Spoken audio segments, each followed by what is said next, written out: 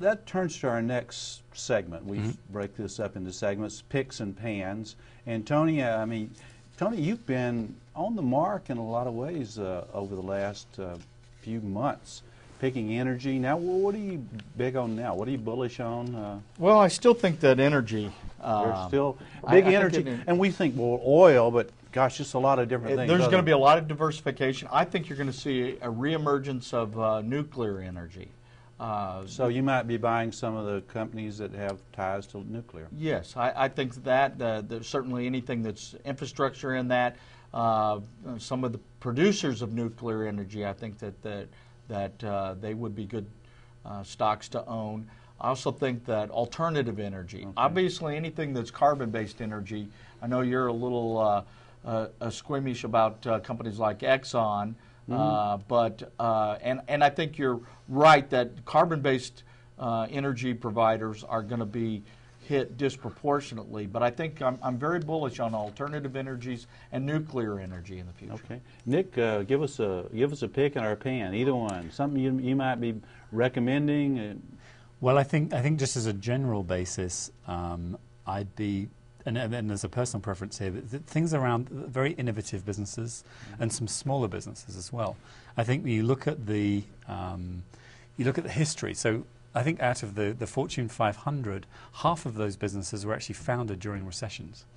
So actually now is the time where businesses are, really are being founded. Some great ideas are happening. I'd be putting my money into, and I do, into startups, into innovative businesses. We're seeing a number of larger businesses interested in buying smaller businesses. So I think as well people are interested in looking at businesses where they can trust the people, they can actually see the people. It's more of a direct investment that they're actually making in. So I exited out of the market, out of the stock market. Most of my stocks were in Europe, and I exited out of them just a few months before the crash, which was fortunate. And I'm not going to go back in. I'm focusing on actual businesses that I can see. So you're taking actual, not stock, but equity positions. In these companies, or starting businesses up, or partnerships. Starting up businesses you're on, or backing venture capital, or so on. Yeah. Another area I think that is worth looking into, and Nick and I share some interest in some startup ventures in this sector, and that's in medical technology. Okay, I think that there's huge opportunities in startups in medical technologies. Despite the backdrop of what's happening in healthcare, the demand for new medical technologies, processes, devices, etc., is incredible. Yeah. Well, I'd say I'd even build on that, Tony. Totally agree, and say because of the problems we're having in healthcare, it creates these amazing opportunities. So you have companies like Philips, I think, who spent about $6 billion in the last couple of years on buying up small businesses and small technology that can help hospitals save money. Because there's an enormous pressure, obviously, to save money in the health system. Cut costs. And I, not to interrupt you there, Nick, but I'm getting long on energy now, Tony. I mean, in other words, I'm buying. Now that's long-term holders, energy. For example, the big oil. I mean, they're not big oil anymore, as you said last time, Tony. It's diversified. We're talking about. I'm also looking at rail. Now again, betting long-term. I think you could lose some money there in the long term, in the short run, but also looking at foreign stocks. And now what I would do is buy an ETF, electronically traded fund, that's got positions in other nations, and particularly emerging countries, like a Vanguard like a Vanguard International Value Fund. That's going on. Ernie, are you concerned about inflationary pressures? I am in the U.S. I am absolutely. Not so much that we'll get it, but what's going to happen is that you'll get what the Fed does in reaction to it to prevent it. So we're looking at higher interest rates. So how does the consumer, how does the business protect themselves out there from these high interest rates? We're going to have higher interest rates. So if you got to borrow today. Don't wait till tomorrow. The interest rates are only going to get higher. Global issues like what's happening with Greece and the Eurozone, how's that affecting the U.S. economy? Oh, absolutely. What's happening in Greece?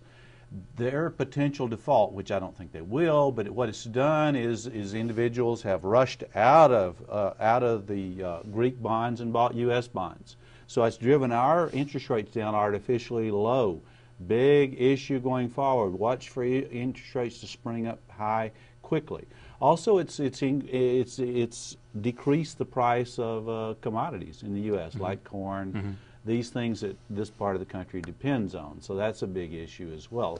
So it's not been good for this part of the country, what's going on in Greece. Now, I do think the U.S. Greece is opposed to the U.S. They've solved, at least addressed their problem. We haven't done it. But we have the advantage. We can print money. Greece cannot print money. That's a big difference, like California. Right.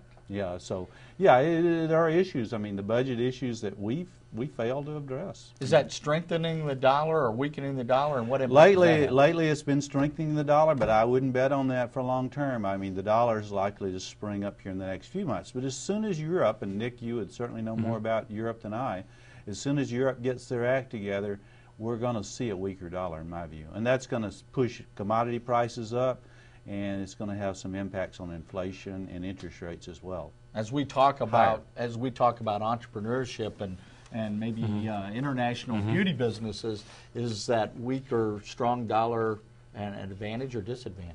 I think it's a strong dollar is a disadvantage. I mean, I'm sort of I don't know if I'm in the minority, but I'm certainly not there's not a big majority of us pulling for a weaker dollar, simply because it hurts Wall Street. But I'm a victim of Main Street, so I'm more Main Street than Wall Street, I would argue. And anyway, but